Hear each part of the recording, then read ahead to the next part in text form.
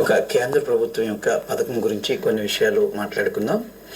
ఈ పరంపరాగత్ కృషి వికాస్ యోజన అనేది 2015 సంవత్సరంలో ప్రారంభించబడిన భారత ప్రభుత్వ సేంద్రీయ వ్యవసాయ ప్రోత్సాహక పథకం.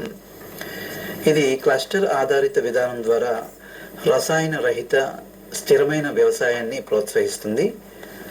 3 ఏళ్ల కాలానికి రైతులకు ఎకరాకు సుమారు 20,000 నుండి 31,500 రూపాయలు ఆర్థిక సహాయం మరియు పరంపరాగత్ కృషి వికాస్ యోజన పథకం యొక్క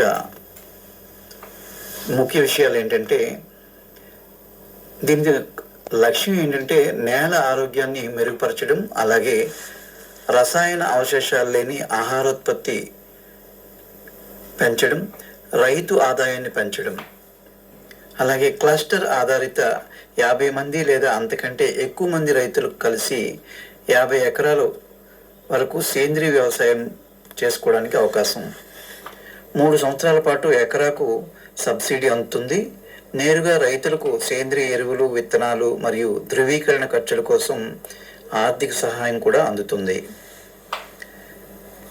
అలాగే participatory guarantee system PGS India ద్వారా ఉచిత ధృవీకరణ పత్రం కూడా పొందవచ్చు. ఇది ఉత్పత్తులకు మంచి మార్కెట్ ధరను తెస్తుంది. ఈ పథకం నేల క్షీణతను అరికట్టి పర్యావరణ అనుకూల వ్యవసాయ పద్ధతులను ప్రోత్సహిస్తుంది. ఇది పరంపరాగత కృషి వికాస్ యోజన గురించి కొన్ని విషయాలు తెలుసుకున్నాం కదా. ఇప్పుడు ఒక చిత్రగీతం విందాం.